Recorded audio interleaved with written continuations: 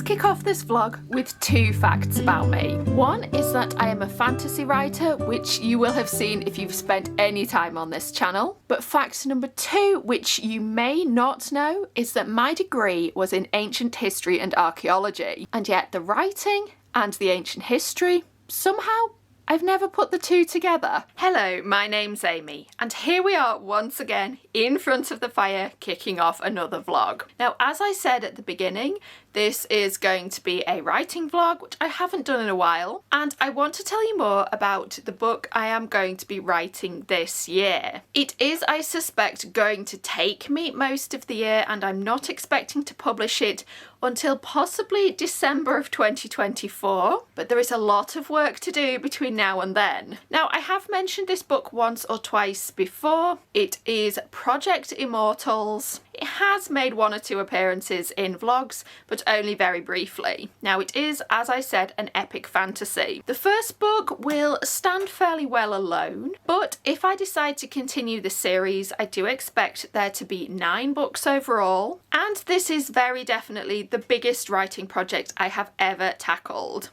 I have a lot of different epic fantasy ideas, but I tend to shove them onto the back burner because they're quite intimidating, and Project Immortals is no exception. But I decided in 2024 what I really need to do is challenge myself, and that means it is time for Project Immortals. Now, this is actually one of my newer story ideas. I think I came up with it in late 2021, and I've worked on it on and off ever since.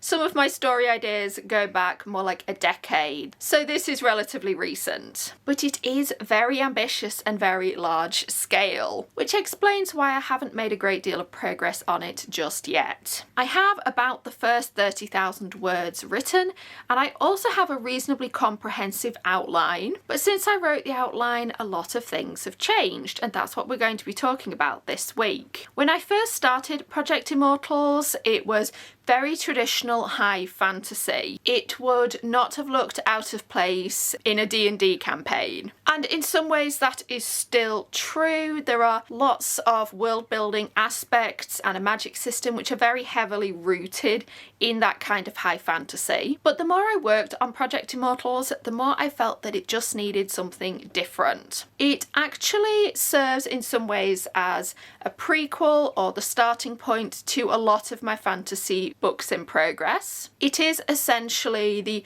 early history of my created world, which made me think of the early history that I have already studied. I started to wonder if I could apply some real world history to Project Immortals and make it feel a lot more rich, a lot more interesting, and to give myself a lot more world building details to play with. And after quite a lot of thought, the period I settled on building the world around was the Bronze Age. Now, we will talk more about this period of history more as the week goes on, but the Bronze Age was a really fascinating period of history, and there were very different cultures across parts of Western and Northern Europe and around the Mediterranean, where some of the cultures were really quite advanced. They built cities, they had a very rich material culture, they traded a lot and were excellent sailors. And really, there is a huge amount of interesting material to work off to build a fantasy world around that period. Now, I'm not saying that Project Immortals is going to be a direct copy of the real world Bronze Age.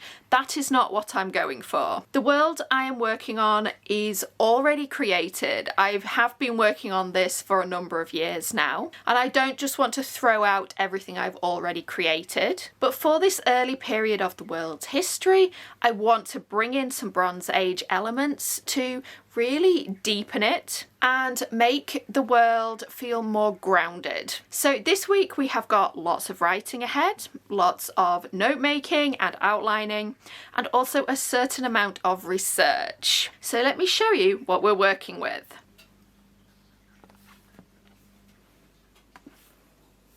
I've got a couple of books that I'm going to be starting with for my research on the Bronze Age.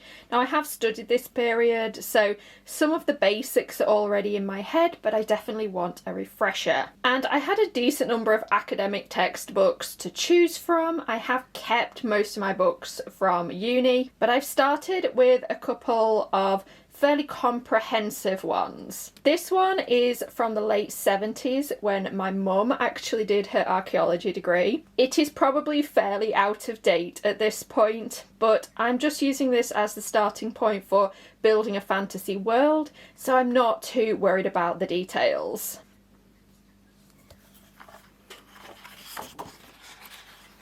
This one helpfully covers quite a lot of different areas, which is going to be really useful. So we've got chapters about the Mediterranean, but also about precursors to Celtic societies, lake dwellings in Switzerland, we've got Scandinavia. So this is going to give me a really good overview of the Bronze Age in Europe as a whole. The second book I picked out was this one. This is one I actually used in my own course, so it is a lot more up to date and it is quite comprehensive on the Mediterranean Bronze Age. In some ways it is almost too detailed for the kind of research I need to do, and I'm not sure if I'm going to read the whole thing, but it's a good refresher on the period that I studied. And if I need to look something up about the material culture of the Mediterranean Bronze Age, this is the one I'm probably going to be using. Amongst the mess of my kitchen table workspace, you can also see that I am cat sitting. This is Princess Kiki Kittia Sparkle, and when my daughter is at school, I have to take care of her, so she's working with me today. What I am noticing about trying to write more historically based epic fantasy is how much research and thought it takes. What I have been doing so far is working through the first 30,000 words of my draft. I have edited this 2 or 3 times at this point, and I've changed the world building in some subtle and some quite large ways on every pass. Adding in the Bronze Age elements and shifting this away from being a more cliche medieval fantasy has really forced me to think about the world building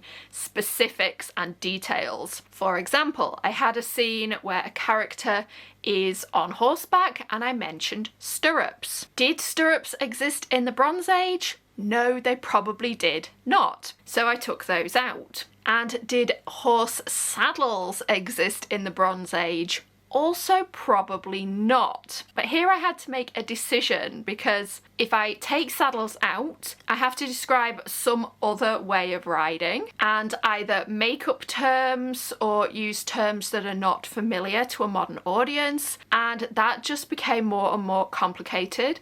So I have decided that because this is not strictly the Bronze Age, this is my fantasy interpretation of it, the characters are going to have basic saddles. But these are the kinds of decisions I am having to make in every single scene. I do think things will get easier the further I get into the book, because I will already establish things like how horses are ridden, whether candles have been invented, whether glass exists, what kind of weapons people use. But it is a lot to think about, and it definitely slows the writing process down. So right now I have one scene left to edit from my original draft of this book. After that is done, I'm going to go back to my outline, because I have changed enough world building details that some of the character motivations and histories have changed since I wrote that outline. It's not going to affect the overall structure of the story too much, but I do just want to make sure everything lines up before I do any more drafting,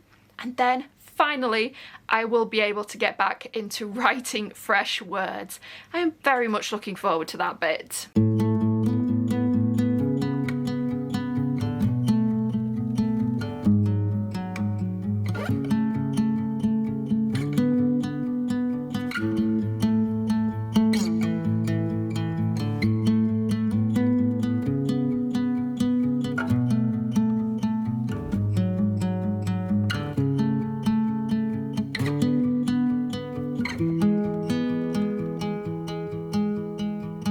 I don't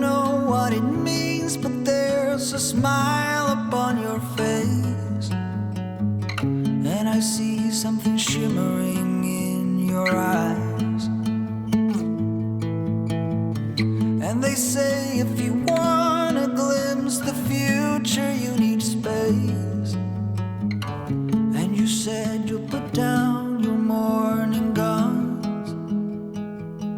Would you follow me to wonders? Take my hand and walk beside me in a world of thunder. Fear is an imposter. When you look at me this way. Through the magic of vlogging, it has been maybe a minute since you last heard me talk and a good week since I actually last talked to the camera. We have had family here for the last week and we've also been working, so we've spent time busy with them, eating lots of good food, going on walks, and we're also getting our holiday let ready for the spring season, so there's a lot going on. But this vlog, of course, is all about writing my Bronze Age epic fantasy, so let's talk about Project Immortals. I am comfy here in front of the fire with a cup of tea, so let's dive into it. When I last spoke to you, I was still working my way through editing the first quarter or so of the book. This has been edited several times as the story has evolved and as the world has evolved as well. But as of late last week, I am finally at the stage where I can start drafting again. Now, the outline does still need some work because I haven't worked on it since I made these changes to the Immortals world, and I know not everything I have in the outline matches up with the new world building. But the next couple of chapters I have outlined are still fine. They still fit with the current story. So to get the ball rolling again, I have just gone ahead and started writing them. And it's actually the first time I've done any serious drafting since early December, so about a month now. And I have to say, it feels really good. There is nothing like getting fresh words on the page to make you feel accomplished. Now, the Bronze Age setting is continuing to throw up more challenges, particularly in the material culture of the world. There have been so many occasions where I have gone to describe a very standard piece of medieval world building, say candles or boots, or as I was talking about in an earlier clip, saddles for horses, and I have had to stop myself and go and research whether these items actually existed in the Bronze Age. Now, this is quite fascinating to me as an archaeologist and historian because I'm really diving into the nitty-gritty details of both our real world past and the setting of my story. My hope is not, as I said earlier, to create a facsimile of the Bronze Age, but just to add details and world building snippets that make my fantasy version feel like a living world. And it has been really interesting to do that research. This is the sort of stuff that I like researching even when it has no bearing on a story. So as I film this, Project Immortals sits at about 34,500 words, out of a projected word count of about 160,000. I do have a long way to go, but I have a fairly solid plan for how I am going to reach the end. I have a decent outline, even if it does need a bit more work. And I am really enjoying both the world and the characters I am writing about. I am really pleased with the progress I have made on this book this week. I am also trying out a bit of a new writing schedule where I have a new set daily word count limit, and I'm also trying not to write on weekends, but we will talk about that in another vlog. For now, I would love to know what you are working on right now. Please share your current projects down in the comments. I have lots more research planned for Project Immortals and a few trips I would like to take too that are related to Bronze Age sites in this area. So I will be back soon with another vlog. So keep writing, everyone, and I'll see you next time.